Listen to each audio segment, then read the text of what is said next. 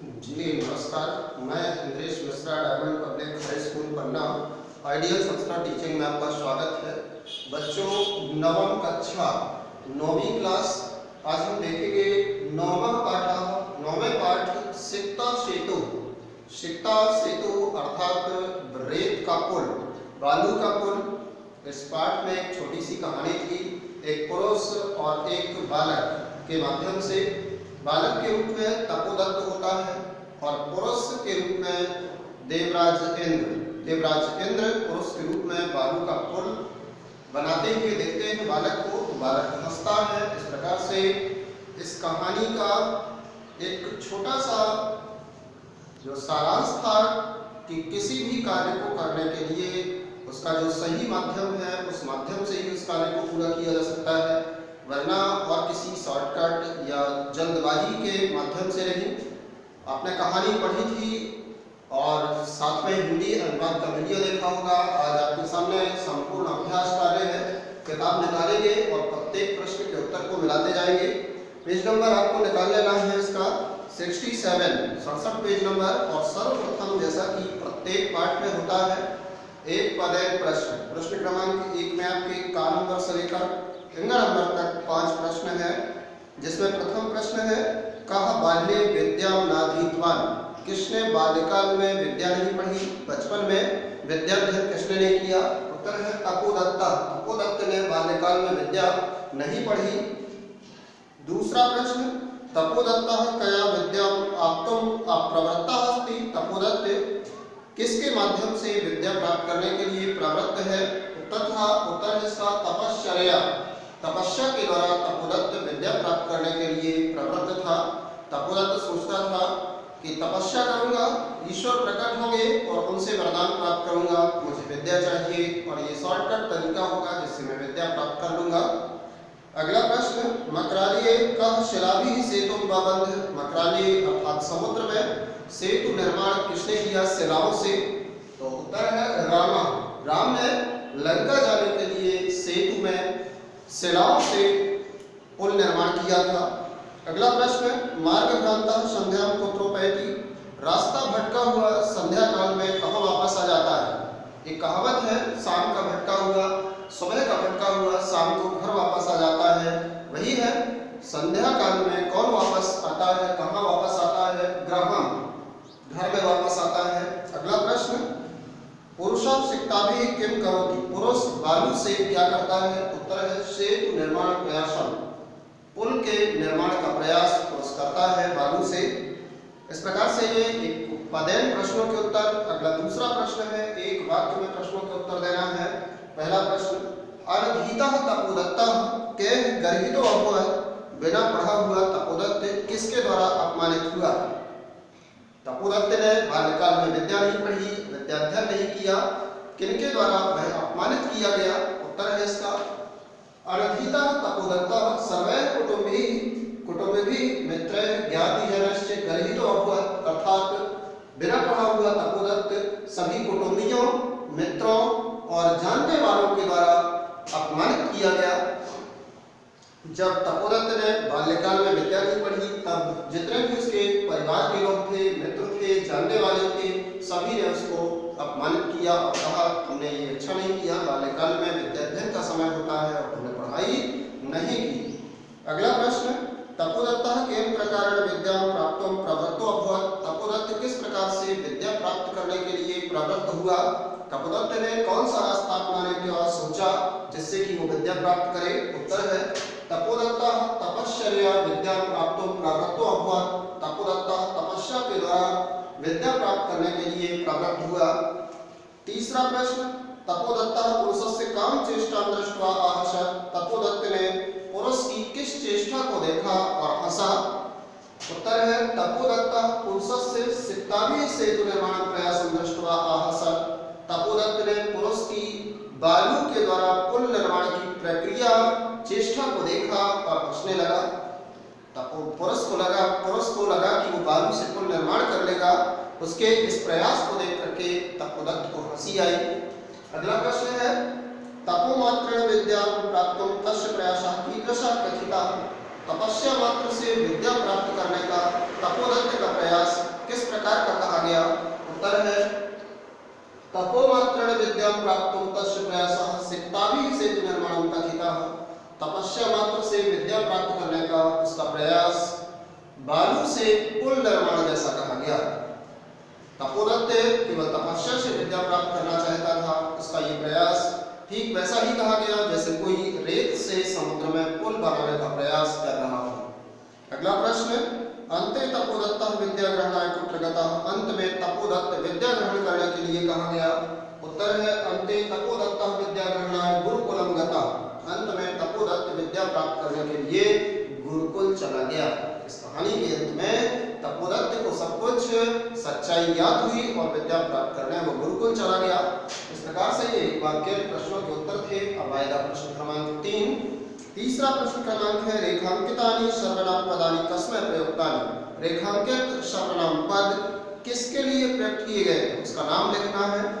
पहला है अलवलम तौस्त्रमेण, तो किसके लिए प्रयुक्त है, उत्तर है चिंतय। तीसरे में अलग प्रश्न है। तीसरा प्रश्न है भिन्न वर्गीय पदम चुनो, भिन्न वर्ग के पद को अलग करो। का नंबर में निश्वस्त चिंतय विमृशम उपेत्य, इनमें से 3 एक जैसे हैं और एक बिल्कुल अलग है, उस अलग पद को करना है चिंतय। ये तीनों से अलग है, इसको लिखना है अलग। खरंद्र में विश्वसिमि पश्यामि करिष्यामि अभिलषामि, इसमें विश्वसिमि अलग है, इसको अलग लिखना है। अगला गारंबर में तपोभी दुर्बुद्धि शिक्ताभी कुटुंबिभी, इसमें दुर्बुद्धि अलग है, इसको अलग लिखना है। चौथा प्रश्न क्रमांक है रेखांकितानि सर्वनाम पदानि कस्मै प्रयुक्तानि। रेखांकित पद किसके लिए, सर्वनाम पद किसके लिए प्रयुक्त किए गए हैं, उसका नाम लिखना है। इसमें अलवलम तौस्त्रमेण, तो किसके लिए प्रयोग किया गया है, उसका नाम लिखेंगे। तो किया गया है पुरुषाय, पुरुष के लिए। खरंबर में न अहम सोपान मार्गेरट अधिरूढ़म विश्वसिमि, अहम किसके लिए प्रयुक्त है, पुरुषाय के लिए। गानंबर का वाक्य है चिंतितम भवता नावा, भवता किसके लिए प्रयुक्त है, पुरुषाय के लिए। अगला नंबर घ है गुरुग्रहम गत्यो विद्याभ्यासो मया करणीयम, मया किसके लिए है, तपोदत्ताय, तपोदत्त के लिए। अगला नंबर भवदिभा उन्मीलितम में नयन निर्गुलम, में किसके लिए है, तपोदत्ताय, तपोदत्त के लिए। इस प्रकार से ये चौथा प्रश्न। पांचवा चौथे का ख नंबर, कह कम प्रतिकथ्यते, कौन किससे कहता है, वाक्य है और वाक्य में आपको ये बताना है, लिखना है किसने ये वाक्य कहा और किससे कहा। कह और कम। पहला वाक्य हा विधि किम इदम मया कृतम, ये किसने कहा, तपोदत्त ने। किससे कहा, विधि, ईश्वर से। दूसरा वाक्य भो महाशय किम इदम विधीयते, ये किसने कहा, तपोदत्त ने, पुरुषम, पुरुष को। तीसरा भो तपस्विन कथम माम उपरुढ़सि, किसने कहा, पुरुषः ने, तपोदत्तम से। चौथा नंबर सिक्ताः जल प्रवाहे स्थास्यन्ति किम, किसने कहा, तपोदत्त ने, पुरुषम को। अगला लास्ट है न अहम जाने कोस्ति भवान, किसने कहा, तपोदत्त ने, पुरुषम से, पुरुषम। इस प्रकार से ये किसने किससे कहा। पांचवा प्रश्न स्थूल पदानि अधिकृत्य प्रश्न निर्माण करो, स्थूल पदों को लेकर प्रश्न निर्माण कीजिए। स्थूल पद तपश्चर्या का नंबर में है, इसके स्थान पर लिखना है कथम या कया और बाकी का पूरा वाक्य लिख के क्वेश्चन मार्क लगा देना। खरंबर में तपोदत्ता स्थूल पद है, इसके स्थान पर लिखना है का और बाकी का पूरा शेष वाक्य लिख के क्वेश्चन मार्क। गारंबर में नद्याम स्थूल पद है, नद्याम के स्थान पर लिखना है पुत्र, कुत्र और बाकी का पूरा वाक्य क्वेश्चन मार्क। घरंबर में अक्षर ज्ञानम स्थूल पद है, इसके स्थान पर लिखना है कम और पूरा वाक्य क्वेश्चन मार्क। अंगरंबर में विद्या अध्ययनाय के स्थान पर लिखना है किमर्थम और पूरा वाक्य क्वेश्चन मार्क। 4 नंबर में गुरु ग्रहम के स्थान पर लिखेंगे पुत्र और बाकी का पूरा वाक्य लिख के क्वेश्चन मार्क। 6वां प्रश्न उदाहरण अनुसृत अधोलिखित विग्रह पदानाम समस्त पदान लिखत, नीचे लिखेंगे विग्रह पद को समस्त पद के रूप में लिखना है, अर्थात विग्रह को पद बनाना है। अक्षराणाम ज्ञानम को लिखेंगे अक्षर ज्ञानम। दूसरे नंबर में सिक्ता सेतु को लिखा जाएगा सिक्ता सेतु। ग नंबर में पितु चरणय को लिखेंगे पितृ चरणय। घ नंबर में गुरोह ग्रहम को लिखेंगे गुरु ग्रहम। ग नंबर में विद्या अभ्यासा को लिखेंगे विद्याभ्यासा। इसके पश्चात आ नंबर 6वें का इसमें समस्त पदानाम विग्रहम कुरु, समस्त पद है जो उसका विग्रह करना है। पहला है समस्त पद जल प्रवाहे, इसका विग्रह लिखेंगे जलस्य प्रवाहे। ख नंबर में तपश्चर्या, इसका विग्रह होगा तपसः चर्या। ग नंबर जलोच्छ्वल ध्वनि, विग्रह लिखा जाएगा जलस्य उच्छ्वलस्य ध्वनि। घ नंबर में सेतु निर्माण प्रयासा, विग्रह बनेगा सेतु निर्माणाय प्रयासा।